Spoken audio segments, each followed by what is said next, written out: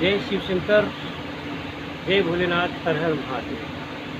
प्रिय भक्तों, प्रिय साधकों, जैसा कि आप सभी को विदित ही है कि अब गुरु पूर्णिमा के बहुत ज़्यादा दिन नहीं है, मुश्किल से 20-22 दिन बचे हैं कि गुरु पूर्णिमा आने वाली है। तो मैं ये कहता हूँ, गुरु पूर्णिमा के शिविर के लिए अपना पंजीकरण शीघ्र करा लें। यदि इस चैनल को आप ध्यान से देखते हैं, यदि इस चैनल पर आप विश्वास करते हैं, यदि इस चैनल को आप ये समझते हैं कि आपके जीवन को आमूल चूल परिवर्तित करके उन्नति की राह पर अग्रसर कर सकता है, तो आपको अब विलंब नहीं करना चाहिए। बहुत दिन हो गए वीडियो देखते देखते, बहुत दिन हो गए वीडियो सुनते सुनते, बहुत दिन हो गए चैनल को सब्सक्राइब किए हुए।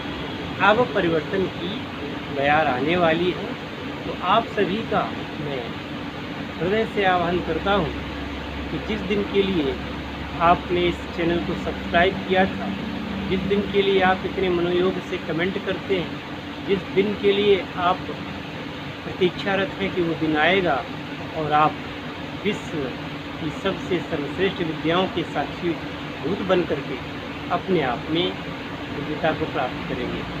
तो अब वह समय आने वाला है और आप सभी को अब मेरे पास आना है। अगर आप किसी भी रूप में, चाहे डिजिटल रूप में ही क्यों ना मेरे सामने आ गए या साक्षात मेरे सामने आ गए, तो यह मेरा वादा है कि इस गुरु पूर्णिमा के बाद में फिर आपके जीवन में अंधेरा रह नहीं सकता, क्योंकि साधनाएं ही इतनी दिव्य हैं, साधनाएं ही इतनी सक्षम हैं। बहुत सारे लोग जो अपने जीवन में महाविद्याओं की साधना करना चाहते हैं, परंतु उनको ये लगता है कि महाविद्याएं बहुत ही कठिन होती हैं, बहुत ही दुर्लभ हैं। तो ये बात सही है कि दुर्लभ भी है, कठिन भी है, परंतु एक सक्षम साधक और सक्षम उसका गुरु कुछ भी कर सकते हैं। आप प्रथम बार ही महाविद्या करेंगे और महाविद्या आपको निश्चित रूप से अपनी कृपा का भाजन बनाएंगी ही, इसमें कोई दो राय नहीं। इसी प्रकार से बहुत सारे लोग यक्षिणियों के बारे में प्रश्न किया करते हैं कि क्या हम यक्षिणी की साधना कर सकते हैं, इससे कोई नुकसान तो नहीं है। मैं कहता हूँ, आप हिम्मत जुटाइए, आप सुनी सुनाई बातों पर विश्वास करके और साधनाओं का परित्याग कर देते हैं, ये गलत बात है। इसी प्रकार से कुछ लोग अप्सरा साधनाओं के माध्यम से जीवन में अनुकूलता को प्राप्त करना चाहते हैं। ऐसे लोगों का भी मैं स्वागत करता हूँ। आएँ और अपने उन सपनों को पूर्ण करें। जिनको किन्नरी साधना करनी है, जिनको योगिनी साधना करनी है और जिनको नायिका साधना करनी है, वो कब करेंगे? समय चल रहा है, अब उसको कर डालिए, क्योंकि काम टालते रहने से काम चलता रहता है।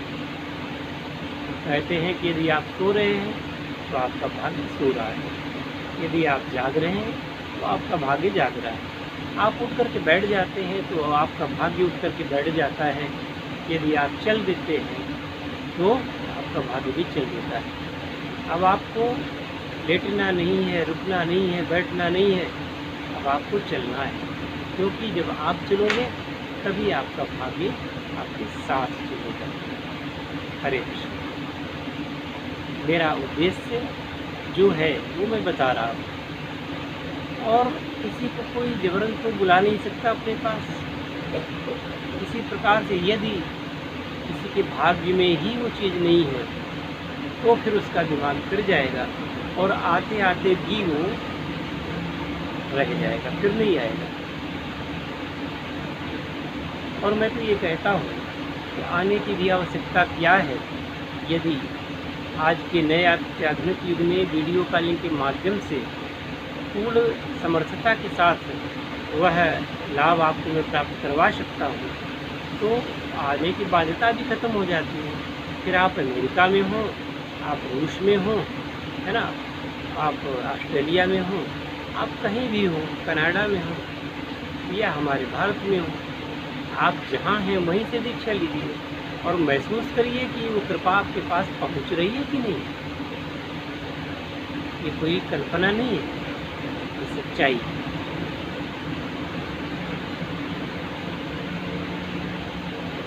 जब अध्यात्म के पन्ने खुलते हैं, जब अध्यात्म कोई लिखी हुई किताब का नाम नहीं है, अध्यात्म एक विधा है जीवन को जीने की। इसमें जब व्यक्ति आता है तो ऐसे ऐसे अनुभव प्राप्त होते हैं जिन अनुभवों के बारे में उसने कभी कोई प्रयास नहीं लगाया था। तब वह व्यक्ति सोचता है, अरे साधना से तो ये भी लाभ है, इसके बारे में तो मेरे गुरु ने बताया ही नहीं था, इसके बारे में किसी ने नहीं बताया था, ये भी लाभ इसमें होता है, चलो अच्छी बात है। वो व्यक्ति आनंद में आप्लावित हो ही जाता है और आनंद ही जीवन का सार है। यदि जीवन में उल्लास नहीं, आनंद नहीं, तो फिर जीवन को जीने का कोई औचित्य नहीं है। कहते हैं कि जिंदगी जिंदा दिली का नाम है, मुर्दा दिल क्या खाक दिया करते हैं। अर्थात व्यक्ति को ऊर्जावान तो होना ही पड़ेगा, जिंदा दिल तो होना ही पड़ेगा। जब आप जिंदा दिल होंगे तो फिर वही देखिए, जो मंत्र है आपका, जो स्तोत्र है, जो प्रार्थना है, जो भजन है, जब तक आपकी उसमें सॉयल नहीं लगी होगी, मतलब जब तक आपका उसमें 100% अटैचमेंट नहीं होगा, चाहे आप गीत गा रहे हो, चाहे आप साधना कर रहे हो, चाहे आप मंत्र जप कर रहे हो, चाहे आप कुछ भी कर रहे हो, जब तक 100% अटैचमेंट आपका नहीं होगा उस काम के प्रति, तो आप उतने लाभों की जो आशा करें तो ये सिर्फ बेमानी है। इसलिए कहते हैं कि जिस समय मंत्र का जप करें तो मंत्र का जप जब हो रहा हो तो उसके अर्थ को समझते हुए करना चाहिए। जब तक उसका अर्थ आप नहीं समझेंगे तो साधना आपकी खंडित है, बेकार है। किसी प्रकार से कीलित मंत्रों का जप करना भी अपने आप में तो उसका कोई फायदा नहीं है। आप कोई मार्केट से चीज़ लाते हैं, घर में आकर के उसकी सफाई करते हैं, साफ सुथरा कर करके तब उसको खाने योग्य बनाते हैं। और आप जब किसी गुरु के पास जाते हैं, मंत्र लेके आ गए, बस उस मंत्र को सीधे दंड से मारना शुरू कर दिए। ये कोई बात है? ऐसे सिद्धि मिलती है क्या? ऐसे अगर सिद्धि मिलती तो संसार में सिद्धि पुरुष ही सिद्ध पुरुष इधर उधर आपको दिखाई दिए फिरते, ऐसा तो नहीं है ना। इसका तात्पर्य ये है कि अगर सही तरीके से आपने साधना नहीं की तो फिर उसके अलावा तो कोई चारा नहीं है, और आप साधना ना ही करें तो ज़्यादा अच्छा है। अरे दूसरे काम करें, साधना क्यों करते हैं? और साधना करें तो दूसरे काम भूल जाएं तो साधना होती है। साधना उचित तरीके से होगी तो साधना फलप्रद जरूर होगी, साधना लाभ जरूर पहुंचाएगी। मैं आशा करता हूँ कि निकट भविष्य में जो हमारा ये गुरु पूर्णिमा शिविर होने वाला है 2 दिवसीय, आप अगर इसे अटेंड करेंगे तो आपको साधना की बेसिक जानकारी मिलेगी, जिसके बिना साधना करना न करना बराबर। अगर वो जानकारी नहीं है तो फिर साधना भूल जाइए। वो जानकारी है तो फिर साधना में कोई बाधा आपके सामने आ ही नहीं सकती। अब बात आती है गुरु कैसा हो, गुरु कौन। तो जो आपको साधना करवा दे, साधना करवाने के बाद आपकी इच्छा को पूर्ण कर दे, वही आपका गुरु है। यदि वह आपको आपकी इच्छा पूर्ण नहीं कर सकता तो फिर उसको गुरु कहलाने का अधिकार मेरी दृष्टि में तो नहीं है। बाकी आप कहते रहिए।